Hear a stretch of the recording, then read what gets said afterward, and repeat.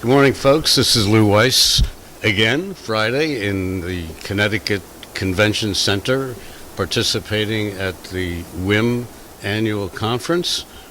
That's Women in Manufacturing, and it's been terrific. Listen to all of the interviews that we've had. You might learn a whole lot of good things about women in manufacturing. This morning I have George Saiz with me, who's the president of AME, president and CEO of AME. So before we get into the topic, why don't you give us a little background of you and AME and how we all got here? Okay, sure, I'd be happy to. So my background is in medical device. As I have shared with others, I fell into medical device early in my life and stayed in it for the rest of my life. So I've been involved in cardiovascular manufacturing and orthopedics and also plastic surgery, which is kind of the Wild West frontier. It's an interesting area, but I've been in manufacturing and medical device manufacturing all my career. And about a year and a half ago, I stepped out of that and moved into AME as the president and CEO. And it's a group that I've been a part of since 2005 and have joined the board of directors, have been treasurer. I was very passionate about lean and about people and seeing both companies and people be transformed. And so it's been exciting to move over to AME. AME was founded in 1985. It spun out of Apex, and way back when there was this group within Apex called the Repetitive Manufacturing Group. And they were a group that was trying to solve this dilemma of MRP versus Kanban. And Japan and Toyota had come on the scene with their continuous flow manufacturing and their pull systems, and everybody was struggling with MRP, and it wasn't really fitting that. And so they'd set up this group within Apex, and ultimately it didn't work within Apex, and it got sort of kicked out and pushed out, and they formed AME, the Association for Manufacturing Excellence. And so we've got quite a heritage. We've been around for quite a while. And really what we're about is we want to inspire a commitment to enterprise excellence. Right. And we do that by bringing people together to share, learn, and grow. That's our little tagline underneath our logo. And the share, learn, grow model is really important to us because what we want is we want members to come in and to share what they're doing so that others learn and grow from that, and then hopefully they come back and share. And so our model is maybe different from others in that it's all practitioner to practitioner sharing, peer to peer. And so if you look at any of our content, generally about 90% of our content is going to be being shared, developed, and shared by practitioners. And we do have consultants that are involved. They are training in some of our workshops, and even some of our practitioners have gone on to become consultants. But our secret sauce and our legacy is really this practitioner to practitioner sharing model. You know, it's interesting. Years ago, I mean, there have been organizations and associations for decades and decades, but it's really been only the last 20 years or so, 30 years, that it's really become a necessary function of people to get together and look to do good by whatever their topic is and their membership. We can't rely always on the government to do things for us, so we have to do it on our own. And interestingly enough, a lot of the educational things that Tim, my co-host, and I have run across over the last 4 years is that the state governments have participated more than the feds in regards to training, educating, particularly in manufacturing. So it's, and I've heard some stories here about the state of Connecticut, who's doing a tremendous amount of work in training and retraining. So that's a good deal for everybody. Well, we find quite a few groups outside of manufacturing that are coming to us for training on lean, and so we've been involved in the healthcare industry. Recently, I was a keynote speaker at the Illinois State Rapid Improvement Conference, and so the states are getting involved in lean as well and seeing the benefit of that.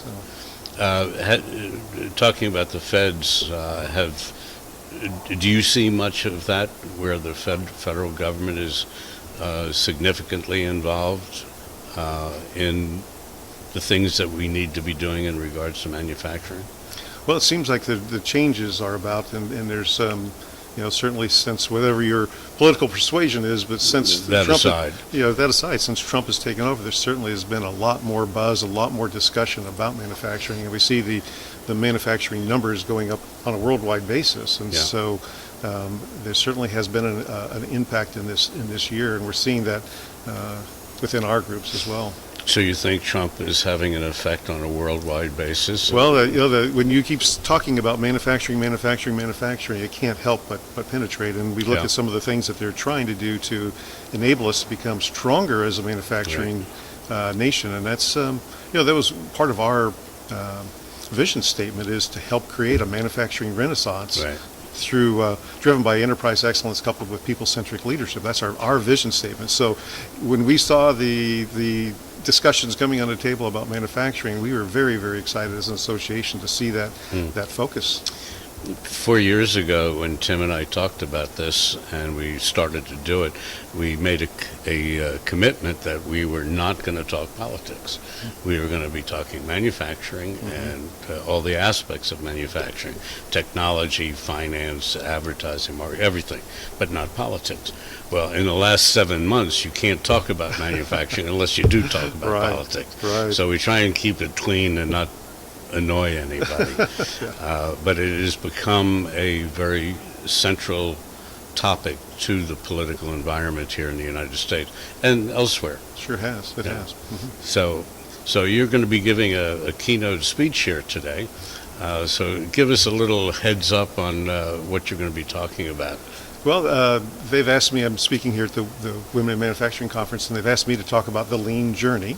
Right. And so I'm going to be sharing some of the things from my past of how I got involved with lean, and a little bit about my journey. And I was a stubborn non-believer that got converted, and then once I did, I wanted to train everybody in the world. And so and it's been quite impactful in each of the companies that I've been in since then. And so I'm going to share a little bit about my journey, but I'm also going to share some of the pitfalls that I've seen over the years of the choices that you'll make and things that you can do to really transform your company, but also transform people. And I think that's the really heart of lean is the respect for people. And a lot of times we get lost in the tools of lean because they do yield results, and people tend to stop there and not see the culture and the people part of it. And those tools in the hands of an engaged, equipped employee Right. are powerful. Now, we can take the tools and tell them, go do this, and we're going to get results. But when we put the people at the forefront of that, it's dramatically transformational to the company and to the people. The dynamic forward movement. It is. Yeah, It's that's tremendous. Great. That's great. And we've been here for 3 days now, and we've been talking to obviously a lot of women, Sure. both on the mic and off the mic, and they're really incredible, passionate women.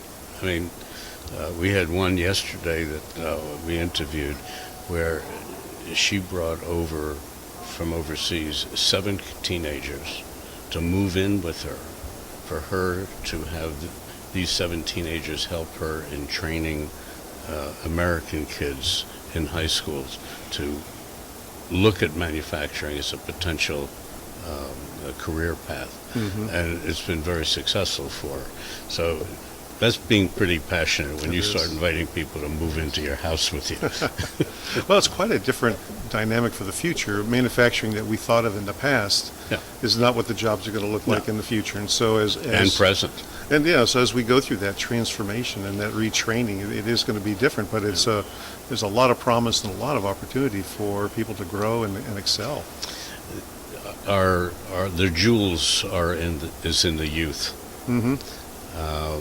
We did Manufacturing Day last year and at NJIT, New Jersey Institute of Technology, and we took 15 kids from a high school to go to this event, see the Lieutenant Governor of the state of New Jersey, look and see how serious thinking these people are about manufacturing and education in manufacturing. And we interviewed every one of them. And there was one in particular that I didn't know. He was into physics. I didn't know how to ask him the questions. He was so brilliant, and I'm not sure many people understood his story, but they're so passionate and so involved and so engaging. And I took my godson, who was 15 years old, not to be interviewed, but I just wanted him to see what I do and so on. And him seeing all this that I'm doing and Tim's doing, he now, this past summer, he went to a radio broadcasters camp, and he wants to become a sports broadcaster, and he's doing it right now for his high school That's fun. A sports program, and he's absolutely loving it. And he calls me up and says, yeah, what do you do when this happens, when you have a guest and so on? I said, don't ask me any questions about sports. I'm not a sports guy. So, but we all have that potential to create change and influence people into going in different directions, if they're willing to. And then there are those who, you say the word change, and they're totally against it. But either you change or you die. That's where it's at for all of us, because there's constant change. Right. Yeah. So I wish you well in your presentation Thank you. later. I appreciate your sitting in here for a few minutes, giving us some backgrounds about AME, American Association for Manufacturing. Right. Manufacturing I've Excellence. talked to so many associations that all the names are beginning to run together.